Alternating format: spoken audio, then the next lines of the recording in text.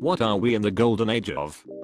Not many people realize this, but we are currently in the golden age of dinosaur discovery. We are currently discovering new species at the rate of one per week. In the past month we've described Vespasaurus, and in the past 4 days we've gotten Nototeceroraptor and Hesperornithides. It's not just new dinosaurs, but newer and better technologies are helping us better reconstruct their world. More powerful computers make processing larger datasets possible, like the study that resurrected Brontosaurus as a valid genus. It had every single individual animal that has been thought to be a diplodocoid scored for 477 different anatomical features, which adds up to a pretty big dataset. CORT scans allow us to reconstruct their brains and allow us to figure out how they sensed the world and interacted with each other, and SEM imaging and some incredibly preserved fossils have allowed us to actually recreate the color of certain dinosaurs. This is a fantastic time for dinosaurs. Potable water. Dude, how are there so many brands making water bottles? How? They fill them up using the city's water and then sell it back to you. Clear fresh lakes aren't getting consumed and nobody is using ocean water. To be fair, a lot of city water needs to be filtered still, especially out here in Arizona. Almost no one drinks the tap water because it tastes like pool water with how much chlorine is in it, and by comparison reverse osmosis water, be it from Dasani or from a home system, is so much better. And then there is also some smaller mining towns that have safe but higher levels of heavy metals in their water that doctors will still advise against drinking without further filtering, such as in Durango, Colorado.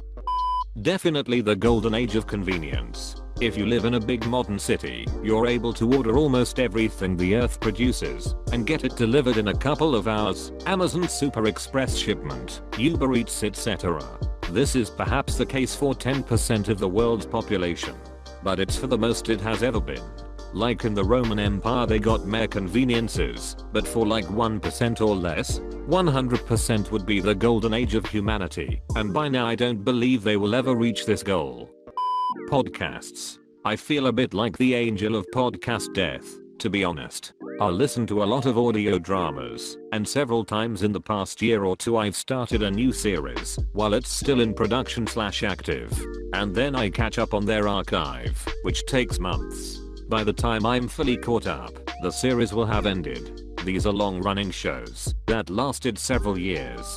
Kind of a weird coincidence, and makes me worry that maybe the audio drama market is shrinking. On the other hand, they all had good endings and finished with a story. So I'm pretty sure it's just a coincidence plus INTGRITY move, not the start of some weird podpocalypse.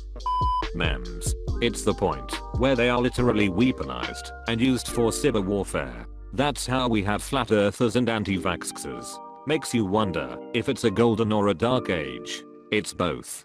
The Black Gold Age. Information. Imagine telling someone 100 years ago that people carry the collective knowledge of humanity in their pockets. You have a bold name. I respect that. We are living in the age of the geek, for sure. Nerdy hobbies have gone mainstream.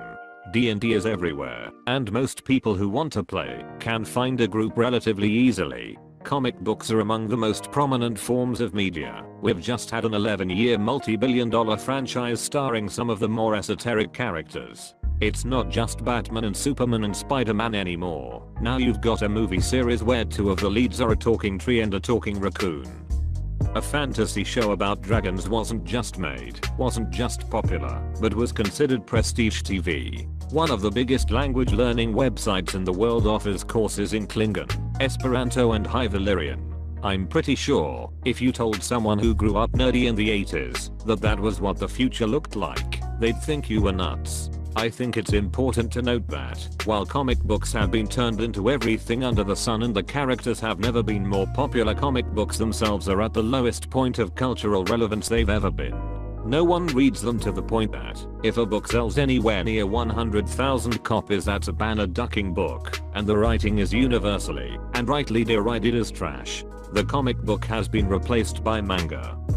Horsepower. If you had told me just 15 years ago that it would be common to have 450 plus HP stock and still get 25 plus MPG with all the creature comforts and for a reasonable price, there's no way anyone would have believed it. Yet here we are with the Mustang GT, Camaro SS, Challenger R/T and even the Corvette.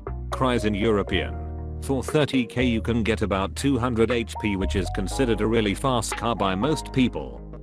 Streaming services. I still reminisce of earlier Netflix 4+ years ago when they had a near monopoly, big catalog and allowed the use VPN to access all of its content around the world. Here in Norway the content was a bit lackluster, but with the use of a VPN I got access to the US, UK etc and a huge amount of content. What I get today is pretty scarce compared to then.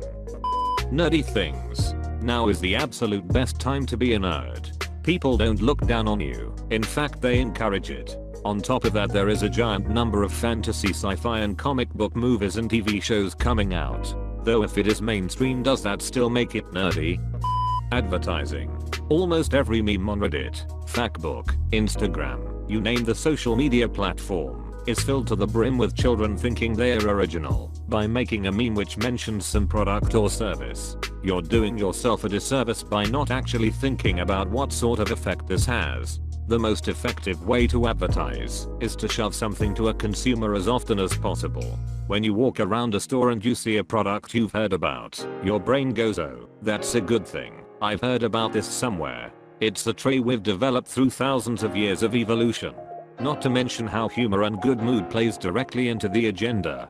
Think about it the next time you see play. 3 things happen here. You're mentioning the product by name. You're mentioning a core functionality of that product, and you're also giving further exposure to an already saturated pocket of money. Huh, I haven't heard this song before. Let's check it out. Then you go to your media outlet of choice. Play the song. Of course it's catchy, because that's how it's designed, and you're automatically part of the herd. Gonna have people disagree, but I say music.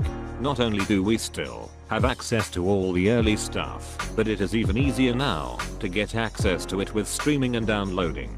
There is also so much more to experience, not just because streaming allows nearly anyone to get their stuff out there, but self-producing content is so much more possible with the way technology has evolved. One may argue that most of it is quality, but we forget that censorship bias has only exposed most of us to the quality content of the past, and that there was in fact a large amount of bad music back then too.